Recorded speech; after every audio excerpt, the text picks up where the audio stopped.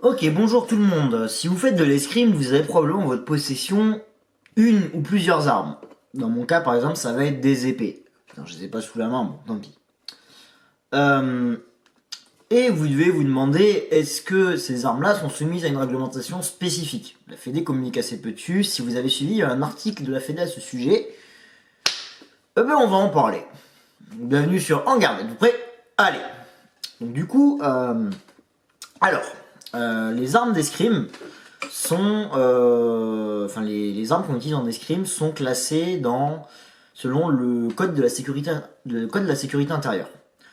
Pour faire simple, si vous avez vu l'article de la Fédé à ce sujet, quand vous vous déplacez avec votre arme, par exemple dans mon cas mes épées, il faut que vous ayez votre licence FFE sur vous, licence valide, ça vaut mieux, et un motif valable. Typiquement, vente de matériel, vous allez à l'entraînement, vous allez en compétition, etc. etc. Il peut y avoir d'autres motifs particuliers dans le cas, par exemple, des enseignants, je pense. En fait, il faut que vous soyez sur un déplacement où vous devez vous trimballer votre matériel. À ce moment-là, en fait, vous pouvez vous faire contrôler par la police. Police, les forces de l'ordre, on va dire. Police, gendarmerie, douane. Ouais, la douane peut contrôler les armes, il me semble. Ils peuvent vérifier que vous ne transportez pas d'armes. Bref.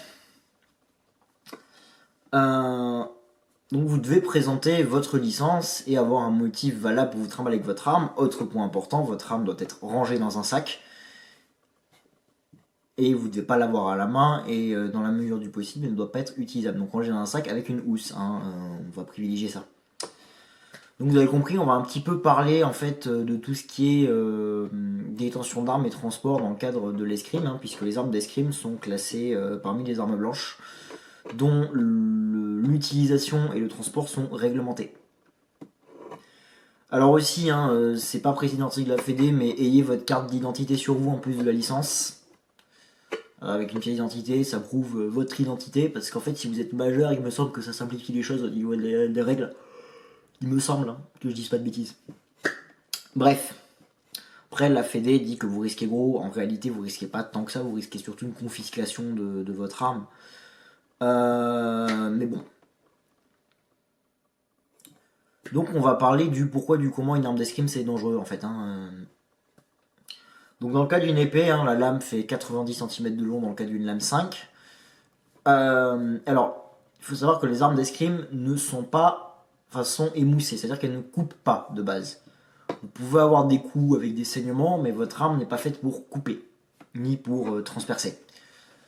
Dans le sens où votre arme est résistante, normalement à certains points, et surtout n'a pas en fait de bout tranchant, ni de bout pointu.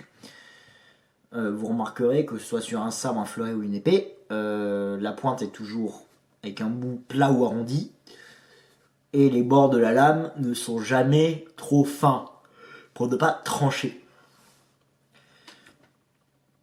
Parce que oui, on va en parler, il y a déjà eu des personnes tuées avec des armes d'escrime, vous avez des accidents régulièrement.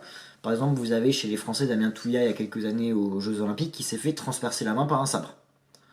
Ce sont des choses qui arrivent, malheureusement, voilà, ce sont des accidents. Pour ça qu'on a des protections. Donc maintenant, en fait, si vous voulez transporter votre arme, alors déjà, on va parler de transport, tout ça. Une arme d'escrime, c'est fragile. Très fragile. En fait, vous avez des ressorts dedans qui gèrent les réglages, notamment au fleuret et à l'épée. Au sabre, vous n'avez pas ce problème de ressort. Et il faut savoir que votre lame et les ressorts sont sensibles aux températures. Donc déjà, vous faites gaffe.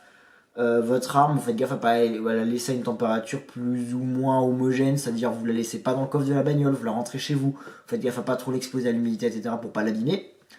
Et ensuite, en fait, ce transport doit se faire dans une housse, donc pas d'arme à la main dans la rue. Pas d'armes en vrac dans le coffre de la bagnole si possible. En fait, ce que la loi dit aussi et qui est très important, c'est quand vous transportez une arme, que ce soit une arme à feu ou une arme blanche, vous ne devez pas pouvoir la sortir rapidement. En fait, le but c'est de prévenir le cas de la personne armée qui aurait un coup de sang et qui en fait irait buter quelqu'un. Je pense typiquement, vous êtes sur la route, vous avez une arme à côté de vous et vous pétez un plomb face à un mec, vous devez vous arrêter, le gars, par exemple. Eh bien, il peut y avoir un coup de sang. Ok, coupé. J'ai eu un petit problème technique à l'enregistrement. Il s'avère que il y a toute une partie de la vidéo qui a coupé. Donc, pour vous faire simple sur la partie qui arrive et qui est tronquée, je parle du transport d'une arme, enfin, de votre matériel d'escrime dans le train. Et donc, la première phrase, c'est bien qu'il faut que quand vous prenez le train avec votre matériel d'escrime, faites attention, c'est encombrant. euh, et qu'il faut que vous gardiez du coup votre matériel à portée de vue et que ce soit bien dans une housse marquée. Voilà. Je vous laisse avec la vidéo. La housse à portée de vue, de préférence. Et vous trouvez un moyen de la ranger de manière à ce que ben, votre housse ne gêne pas. Surtout qu'en plus vous transportez une arme, donc à tout moment, donc ayez les papiers avec vous, vous pouvez vous faire contrôler. Pareil, hein, quand vous vous déplacez en voiture, ayez les papiers avec vous. Quand vous vous déplacez dans la rue, ayez les papiers avec vous.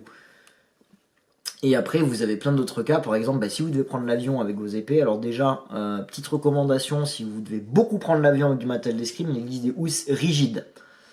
Les housses rigides ont un avantage, vous évitez d'éclater votre matériel avec une manipulation peu précautionneuse pour une mise en soute. Attention, vous allez facilement être sur des bagages hors gabarit. Voilà, faites-y gaffe. Et deux, trois autres points, déjà, prévoyez de devoir refaire les réglages de vos armes à l'arrivée, hein. Les différences de pression avec l'avion, vos armes ne vont pas aimer. Les différences de température, vos armes ne vont pas aimer. Il faut savoir qu'une soute d'avion, c'est pas aussi bien pressurisé et pas aussi bien maintenu en température et en humidité qu'une cabine d'avion, bien sûr. Euh,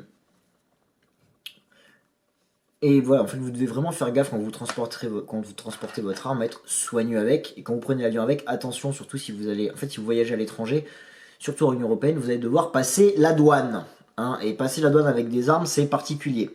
Alors, il faut savoir que quand vous trimballez une arme, vous avez deux catégories. Armes, pour les armes blanches, vous avez armes blanches et armes sportives. Le matériel d'escrime n'est pas classé arme blanche, c'est classé dans des armes sportives. Ce qui veut dire qu'au niveau des contrôles, ça change. Pensez-y, mais n'hésitez pas à poser la question au douanier. Normalement, ils vous répondront correctement. Ça peut vous éviter des désagréments lors des contrôles avec la douane ou la police aux frontières. Sinon, ouais, on a vite fait parler du transport des armes. Donc, du coup, la dangerosité, hein, il y a quelques règles de sécurité en escrime, hein. C'est pour ça qu'on a le masque obligatoire, etc. Faut pas oublier que on est sur une arme qui fait 1 mètre de long quand même, avec une lame qui fait pas loin d'1 mètre de long en général. Pensez-y, ne faites pas le point avec ça. Ne pratiquez l'escrime que dans un environnement adapté, hein, c'est-à-dire dans une salle d'armes. Hein, on pratique l'escrime dans une salle d'armes ou dans une salle qui a été aménagée pour. Hein, puisque les compétitions ne se font pas vraiment dans des salles d'armes. Mais bref. On met bien sa tenue avec ses protections, hein. On pense bien à mettre un masque à l'entraînement.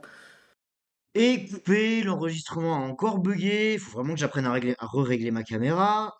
Du coup, je disais, voilà, on pense bien à mettre sa tenue, on pense bien à mettre le masque, on pense bien à mettre un gant.